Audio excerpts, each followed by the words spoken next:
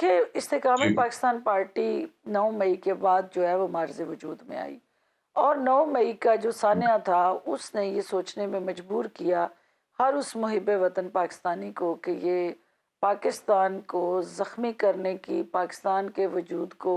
لہو لہان کرنے کی، اور پاکستان کو بین الاقوامی سطح پہ اس طرح شہداء کی بے تقیری کر کے کسی مقاصد کے حصول کے لیے کی گئی کوئی بھی سازش یا کوشش جو ہے اس کو کنڈیم کرتے ہوئے ہمیں ایک سیپریٹ پولیٹیکل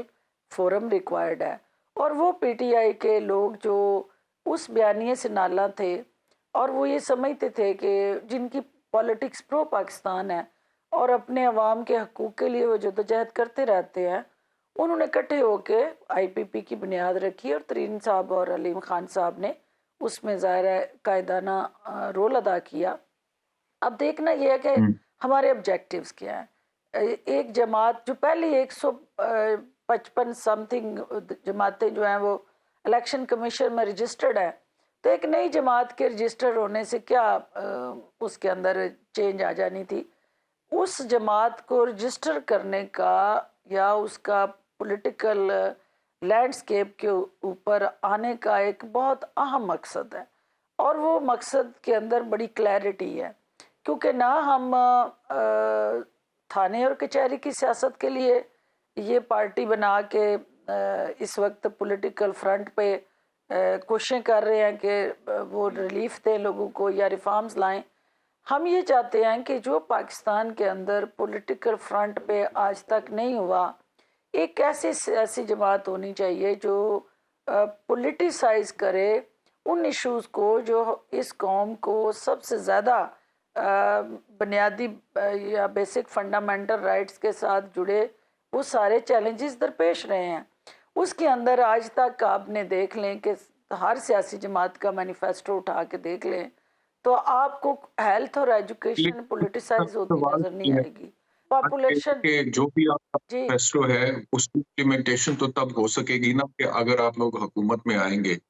تو موجودہ صورتحال میں میاں نواز شریف کی جس طرح سے واپسی ہو رہی ہے، آپ کو لگتا ہے کہ آئی پی پی کہیں پہ بھی حکومت بنا سکتی ہے کسی پوزیشن میں حکومت بنانے کی؟ کیونکہ جتنے لوگ پاکستان تحریک انصاف سے ادھر آئے ہیں آئی دیکھیے، پی پی میں، ان کے بارے میں ایک سوال یہ اٹھایا جا رہا ہے کہ وہ خود تو آ رہے ہیں لیکن vote bank P T I کا ان کے ساتھ نہیں آ رہا، تو اس صورت میں سیٹیں کیسے جیتیں دیکھیے گے، حکومت کیسے بنائیں گے؟ فیسٹو کی امپلیمنٹیشن تو بعد کی بات ہے نا جی۔ منسٹر صاحب، بڑا امپورٹنٹ سوال ہے آپ کا۔ استحکام پاکستان پارٹی جو ہے وہ لوگوں کو جوڑنے کے لیے بنی ہے۔ ہمارا وجود جو ہے وہ لوگوں کو یکجا کرنا ہے۔ لوگ جو بکھری ہوئی ہماری قوم ہے اس کو ایک پلیٹ فارم پہ اکٹھا کر کے ریاست اور سیاست کو یکجا کر کے پاکستان اور عوام کے مفاد کے لیے کام کرنا ہے۔ اب آپ یہ جو سوال ہے آپ کا کہ کس طرح ہم آگے بڑھ سکتے ہیں اور حکومت بنا سکتے ہیں، دیکھیں ایک ایسے سیاسی سٹرکچر کے اندر وہ جماعتیں جنہوں نے 3 دفعہ حکومتوں میں باری لی اور حکومتوں میں رہے اور پرائم منسٹر کے عہدے پہ فائز رہے، اور وہ اس ملک کی وہ تمام جو ضروریات تھی، حقوق تھے، یا اس پاکستان کے ساتھ جڑے جو مسائل تھے ان کے تدارک کے لیے وہ کچھ نہ اس طرح کر سکے جو بیسک ترجیحات ہونی چاہیے تھی۔ اگر سب کچھ اچھا ہو رہا ہوتا تو پھر عوام کو اس گلے سڑے نظام سے نجات کے لیے اس وقت کی پی ٹی آئی یا چیئرمین تحریک انصاف کی طرف نہ دیکھنا پڑتا،